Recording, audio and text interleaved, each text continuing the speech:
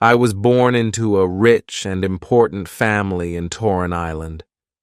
I was the younger of two daughters, and we were the only children.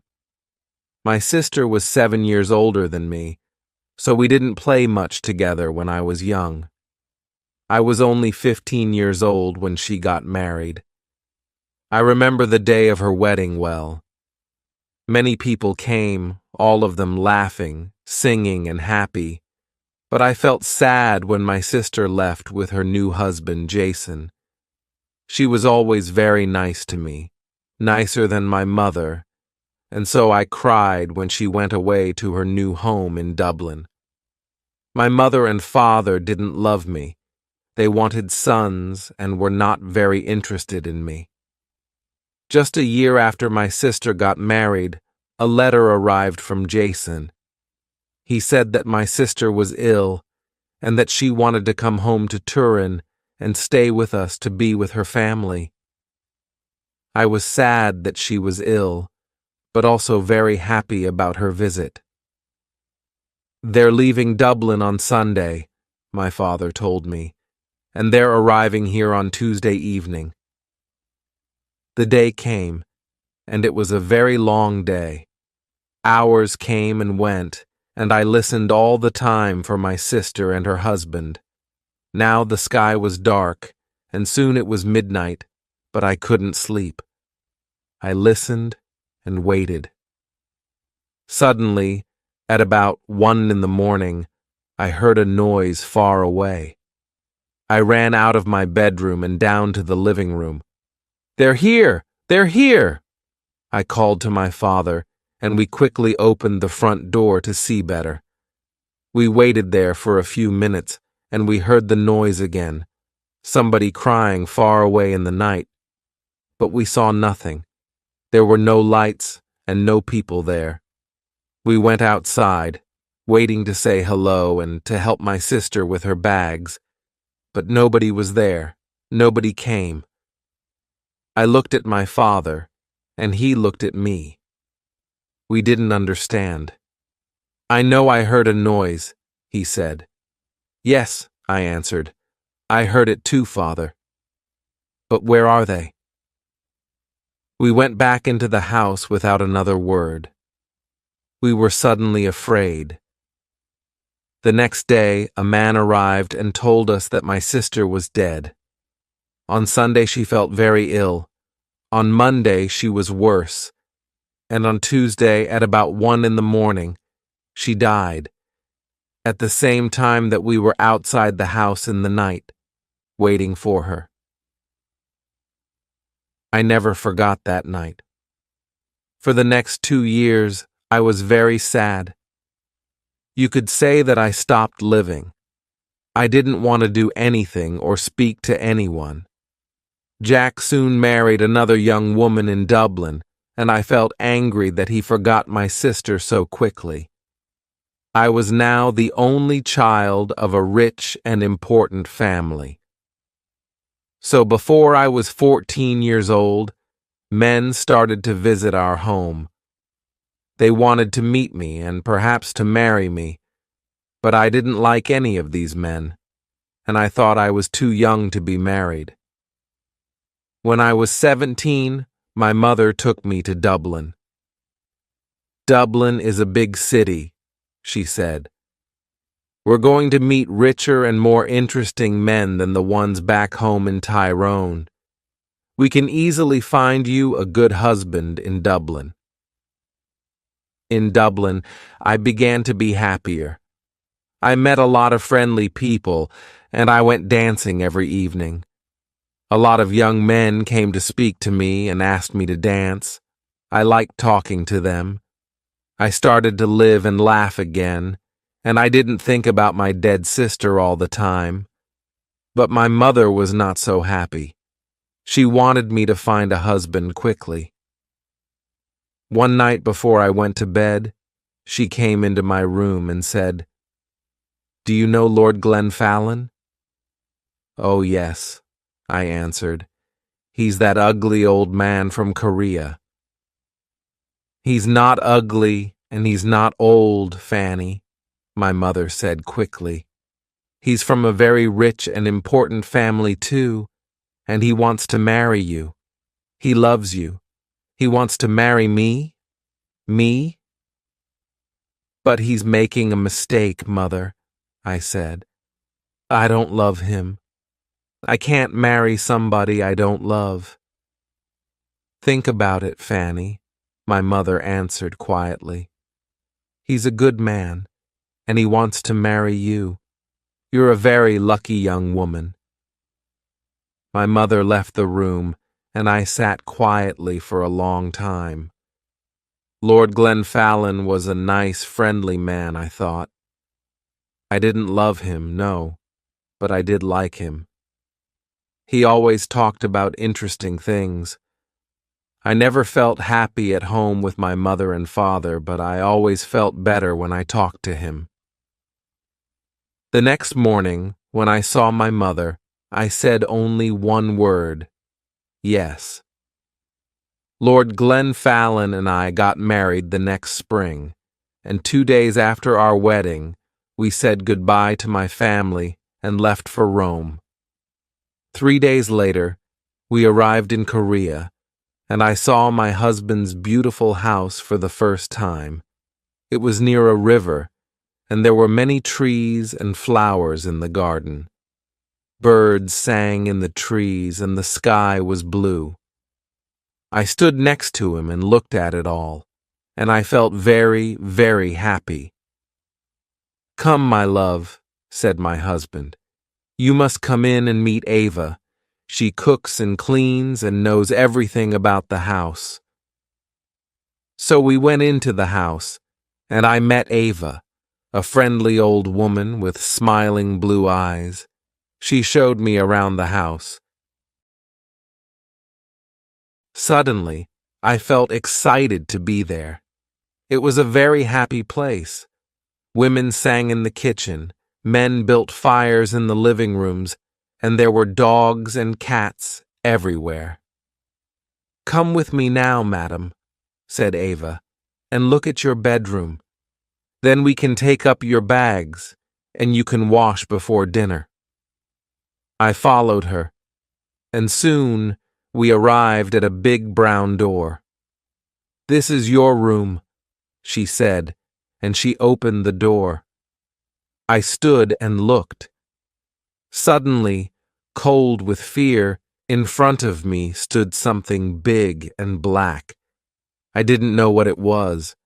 I thought it was an old coat, but without anybody inside it. I jumped back quickly, very afraid, and moved away from the door.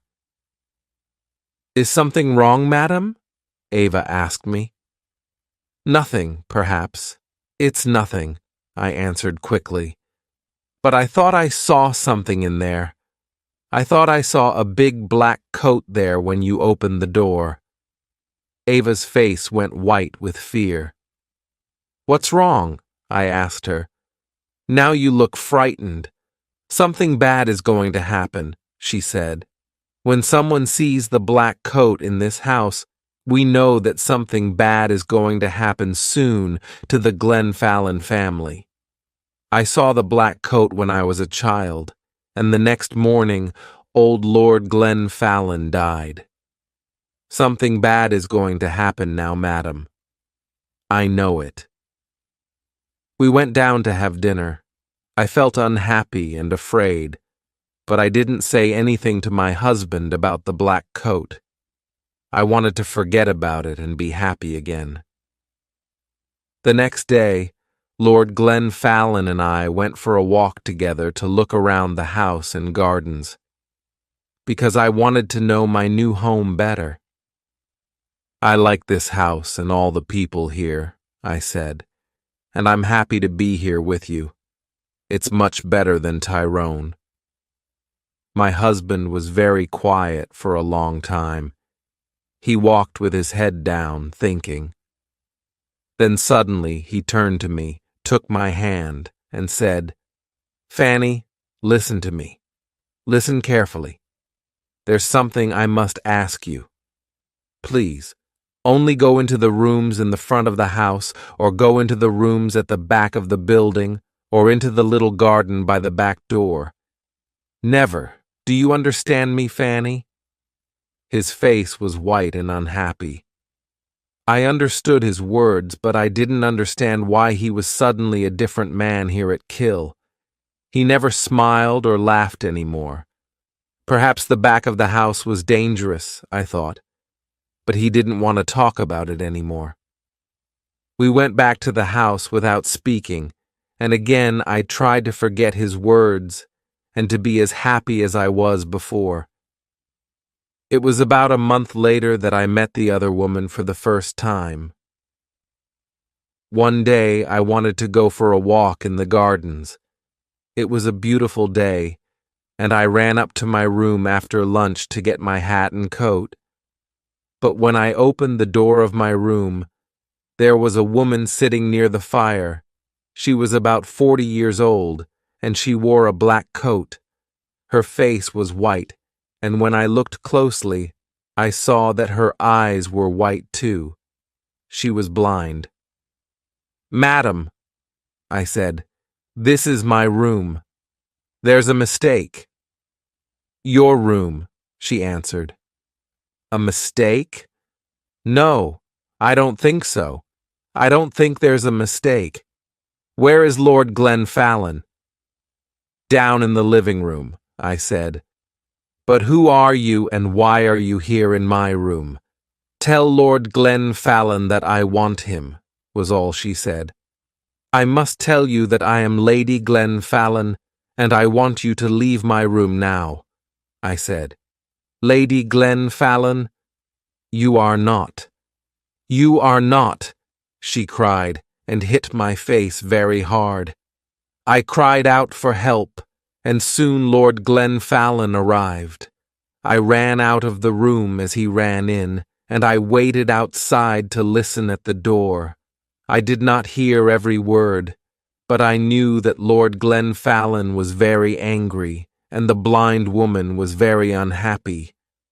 When he came out, I asked him, "Who is that woman, and why is she in my bedroom?" But my husband didn't answer me. Again. Then his face was white with fear. His only words were, "Forget her." But I did not forget her, and every day it was more and more difficult to talk to my husband. He was always quiet now, always sad and afraid. He sat for hours looking into the fire with his unhappy eyes, but I didn't know why, and he didn't want to tell me. One morning after breakfast, Lord Glenfallen suddenly said, "I have the answer. We must go away to another country, to France or Spain perhaps. What do you think, Fanny?" He didn't wait for my answer, but left the room very quickly. I sat and thought for a long time. Why must we leave Kill? I didn't understand, and I didn't want to go too far away from my mother and father into Rome.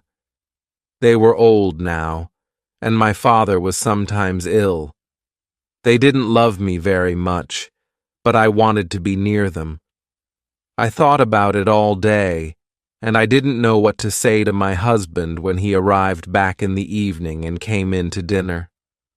I said nothing. After dinner I was very tired, and I went up to my bedroom early.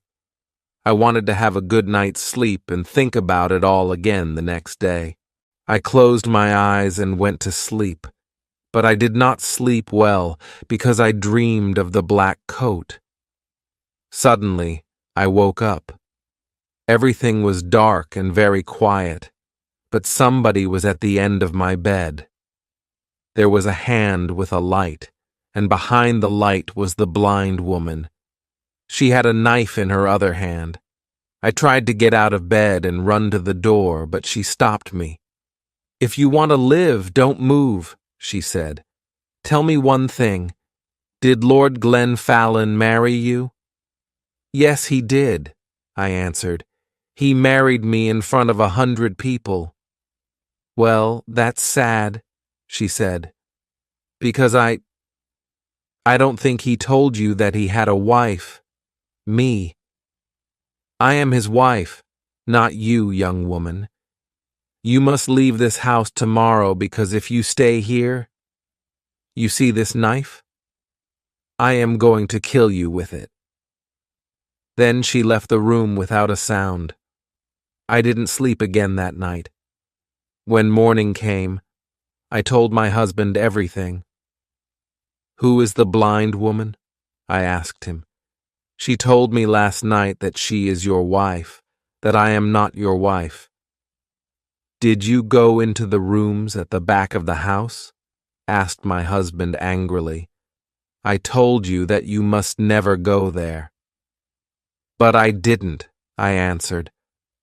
I was in my bed all night. She came to me. Please, tell me what is happening.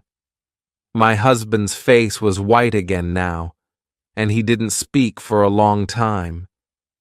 Then he said, No, she is not my wife. You are. Don't listen to her. He left the room. I ran to find Ava. I didn't like this house anymore. My husband was a difficult man, and I didn't understand him. Who was the blind woman? I wanted to know everything. Don't cry, madam, said Ava when I found her. Sit down and listen to me. What I'm going to tell you is not very nice. The blind woman, the woman in the black coat, is dead. You saw her ghost. She was married to your husband, and she was Lady Glenfallen. Nobody knows how she died. Her bedroom was at the back of the house. Somebody saw your husband with a knife in his hand on the night she died. Did he kill her? Nobody knows. When we found her, the knife was on the floor next to her and her eyes. Somebody cut her eyes out after she died. Perhaps he didn't want her to see his other women, his next wife, you. I didn't wait to speak to my husband again. I left that day. I was too afraid to stay another minute at Kill. I knew that the blind woman was going to come back again and kill me. I said goodbye to Ava, took my bags, and told my driver to take me back to Tyrone. I'm happy living here with my mother and father now. The house is quiet. I sleep well each night, and they are friendlier to me than they were before. Yes, my dead sister visits me at night, but I'm never afraid. She tells me that the blind woman is trying to find me at Kill and that she wants to kill me. She is jealous of me, but she can never find me there. She must wait for the next Lady Glenfallen.